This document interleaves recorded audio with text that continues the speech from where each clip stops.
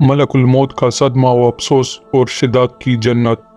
کہتے ہیں کہ ملک الموت نے بارگاہ رب العزت میں عرض کی کہ اے مولا کریم، میں نے کروڑوں لوگوں کی جانیں قبض کی ہے، مگر 2 جانیں ایسی ہیں کہ جنہیں قبض کرتے وقت مجھے بڑا ہی صدمہ اور افسوس ہوا ہے۔ میں نے تیرے حکم کی تعمیل ضروری کی مگر نہایت ہی دکھ کے ساتھ، اور وہ ایک ماں اور ایک بیٹا تھا۔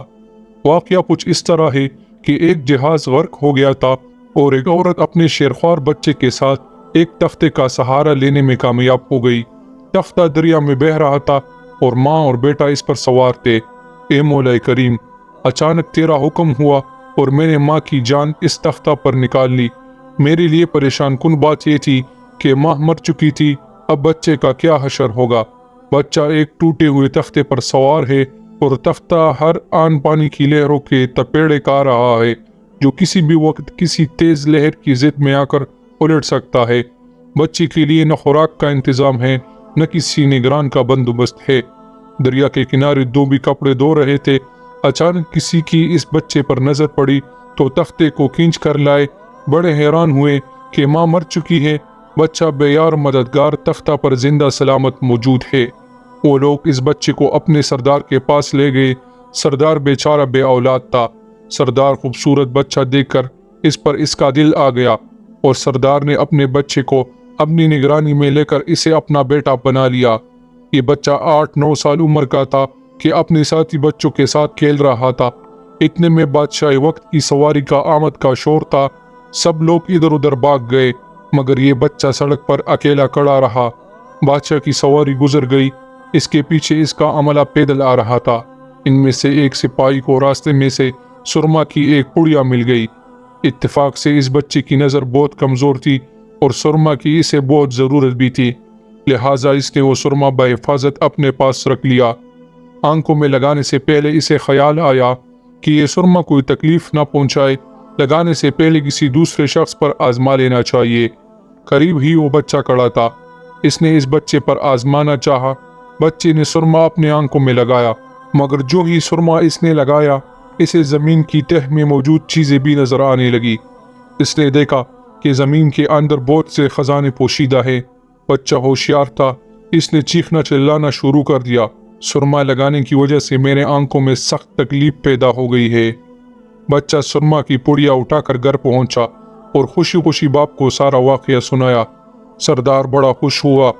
باپ نے کہا کہ ہمارے پاس آدمی بھی ہے اور گدھے بھی ہے، تم سرما لگاؤ، ہم تمہارے ساتھ چلتے ہیں، جہاں کہیں خزانہ پاؤ ہمیں بتاؤ، ہم نکال لیں گے۔ چنانچہ ایسا ہی ہوا۔